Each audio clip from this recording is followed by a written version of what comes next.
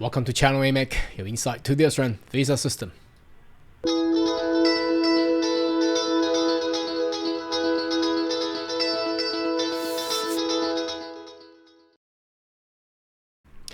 Good day everyone, my name is Carl Young, your online YouTube visa consultant. Are you interested about migrate to Australia? Why don't you consider to subscribe to my channel and turn on the bell on the side.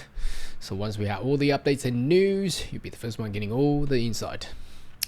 Now today's video is a little bit hilarious. Now why do I use that word to describe this video? Obviously you clicked it in.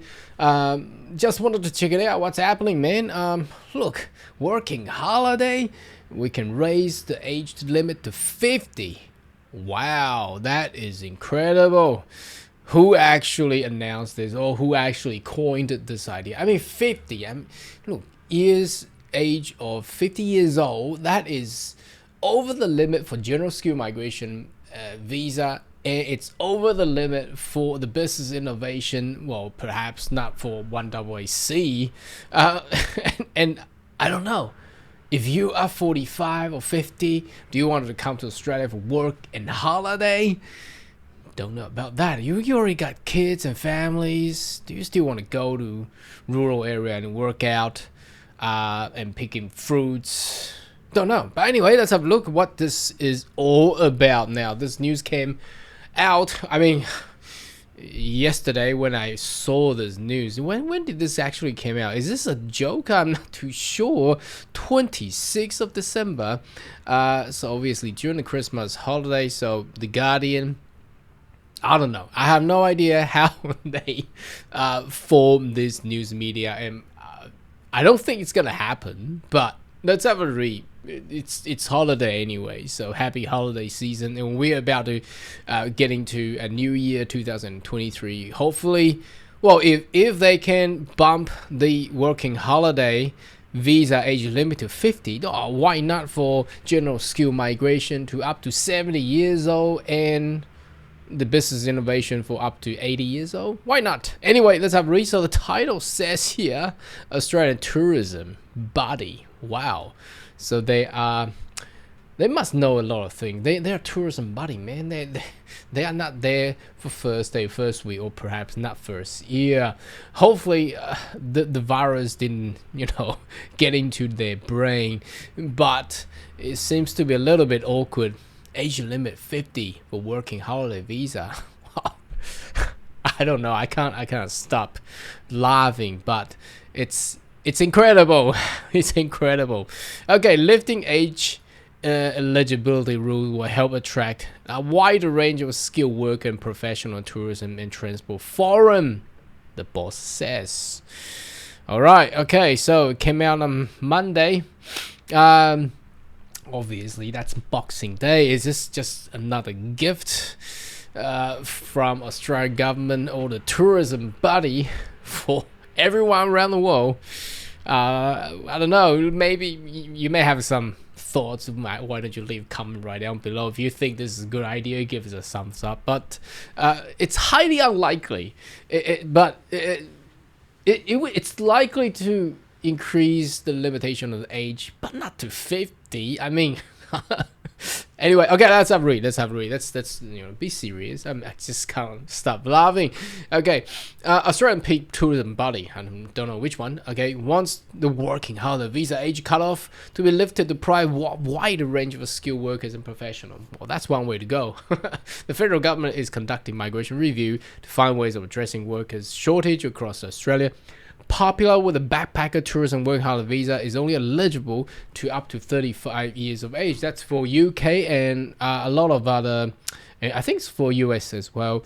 Most of the working holiday eligible passport countries are around 31. Whether they get lifted to 35 or perhaps 40, it's reasonable, but 50, don't know. Okay, anyway, continue. But Tourism and Transport Forum Australia Chief Executive Maggie Osmond said that Australia could get more benefit out of the program by lifting the age eligibility rules to 50.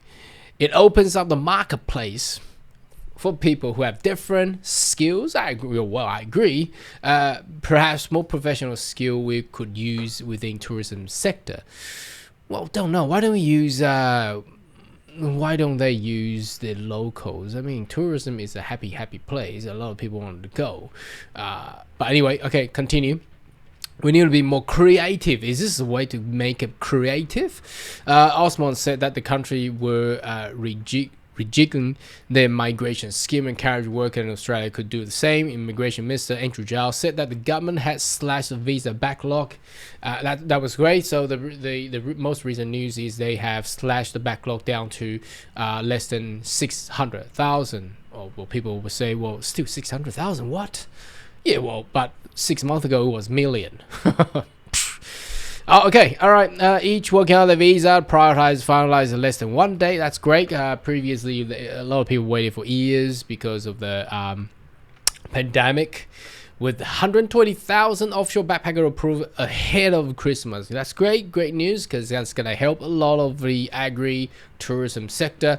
By ramping up the process, the Department of Home Affairs is hiring over 400 extra staff. Now, we all learned that previously.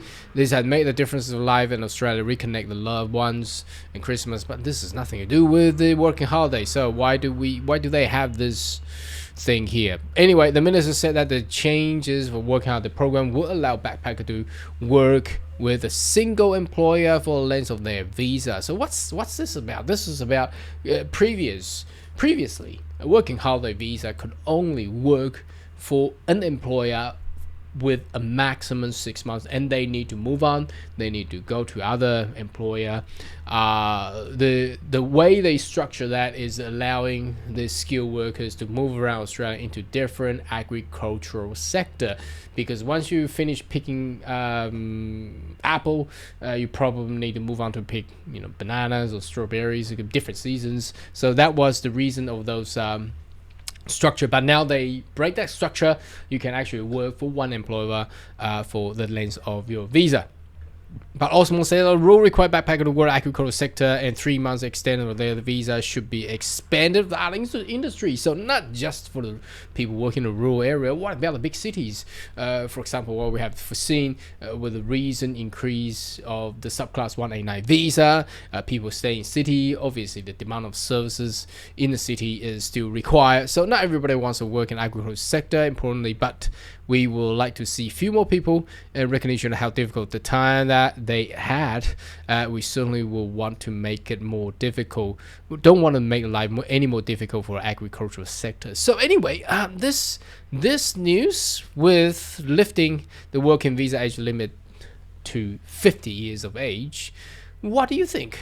I mean, personally, I don't think that's gonna happen, because 50 years old, don't know what they can do, and also that's gonna have a big impact for all the other type of visa as well. For example, general skill migration visa, business innovation visa, and would that actually making it too easy? And sometimes making visa easy is all right, but it also in the outside it will create a lot of problem as well. So I think as the government of Australia, they will take the comments, they will take the recommendations, but fully implemented, don't know. I don't think so. I think lifting all the countries working holiday visa to the age limit of 35 is fair. More than 35, well, I don't know about that, because that would actually get into the medium age sector of the domestic Australians. So will that actually affect the domestic employment rate as well? That's another question mark that will require to be raised. So not even up to 50. I mean, that's just anyway laughable. It's a very good news that I wanted to share with you during the holiday seasons. Anyway, should you have more question or query, more than welcome to leave comment right down below, and I see you next video. Goodbye.